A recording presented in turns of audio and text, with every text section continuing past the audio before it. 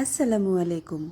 Home টিপ cooking চ্যানেলের প্রিয় ভিউয়ার্সদের জন্য আজকের রেসিপিতে থাকছে পনিরের একটা অসম্ভব সুন্দর এবং অতুলনীয় স্বাদের পনির রং মশলা। চলুন দেখে নেওয়া যাক কিভাবে তৈরি করি। আমি এখানে 250 গ্রাম পনির নিয়ে নিয়েছিলাম।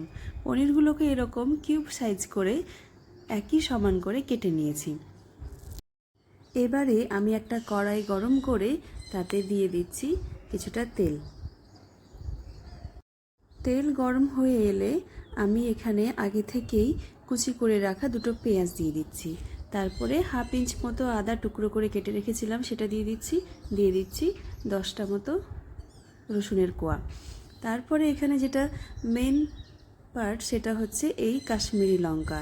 এই কাশ্মীরি লঙ্কাগুলো দেখতে বড় সাইজের হলেও এগুলো কিন্তু মোটেও ঝাল না, শুধু কালার করার জন্যই ইউজ করেছি।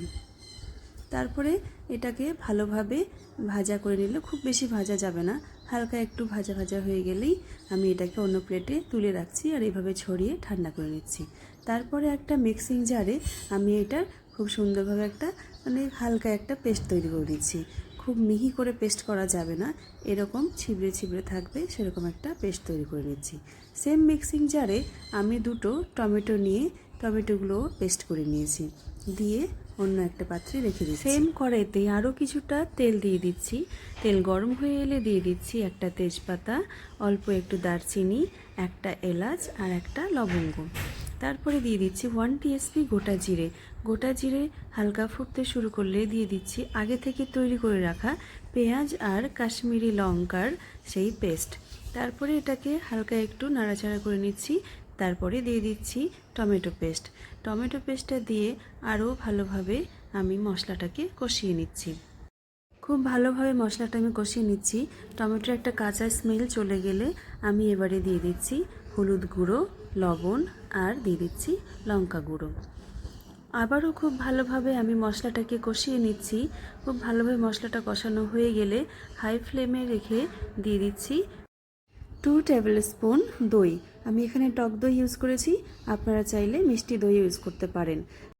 মশলাটা খুব ভালোভাবে কষিয়ে নেওয়ার পরে আমি দিয়ে দিচ্ছি বেশ কিছুটা জল।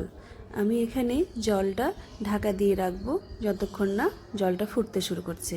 জল ফুটে এলে আমি দিয়ে দিচ্ছি আগে থেকে কেটে রাখা সেই পনিরের পিসেসগুলো। তারপরে এভাবে হালকা হাতে নাড়াচাড়া করে আবারও আমি পনিরটাকে খুব ভালোভাবে ঢাকা দিয়ে রেখে দেব হালকা মিডিয়াম আঁচে। দেখতে পাচ্ছেন খুব সুন্দরভাবে পনিরটা ফুটে এসেছে আর খুব সুন্দর একটা কালার এসেছে আর পনিরটাও অলমোস্ট রেডি হয়ে গেছে। এই মুহূর্তে আমি যেটা করব সেটা হচ্ছে এই ম্যাজিক্যাল একটা জিনিস, যেটা হচ্ছে কাসুরি মেথি এইভাবে আমি ছড়িয়ে দিচ্ছি কড়াইতে।